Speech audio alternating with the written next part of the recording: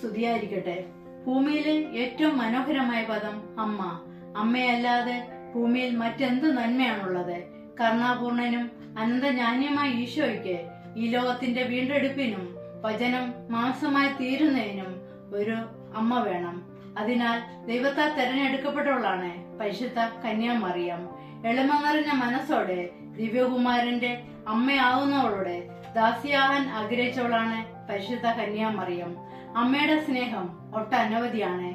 നഷ്ടപ്പെട്ട യേശുവിനെ കണ്ടുകിട്ടുവോളം അമ്മ തേടി നടന്നു. കണ്ടുകിട്ടിയപ്പോൾ അമ്മ വളരെയധികം ആനന്ദിച്ചു. എലിശാമ ഗർഭിണിയായ വിവരം കിട്ടപ്പോൾ തിടുക്കത്തിൽ യാത്ര പുറപ്പെട്ടവൾ. കാനായിലെ കല്യാണ വിരുന്നിൽ വീഞ്ഞു തീർന്നു പോയപ്പോൾ മകനോട് പറഞ്ഞ് ആതിഥേയനെ സഹായിച്ചവൾ. ഈശോയുടെ കുരിശുമരണത്തോടെ ഭീതി പൂണ്ട ശിഷ്യന്മാരെ സഹായിച്ചവൾ. തുടങ്ങി അമ്മയുടെ സേവന രംഗങ്ങൾ വൈവിധ്യമുള്ളതായിരുന്നു.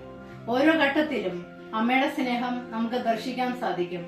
അമ്മേ, മാതാവേ, മറ്റുള്ളവരെ സഹായിക്കാൻ കിട്ടുന്ന അവസരം ദൈവദാനമാണെന്നും അവ നഷ്ടപ്പെടുത്തരുതെന്നുമുള്ള ദൈവിക ദർശനം ഞങ്ങൾക്ക് ലഭിക്കുവാൻ കൃപയുണ്ടാകണമേ.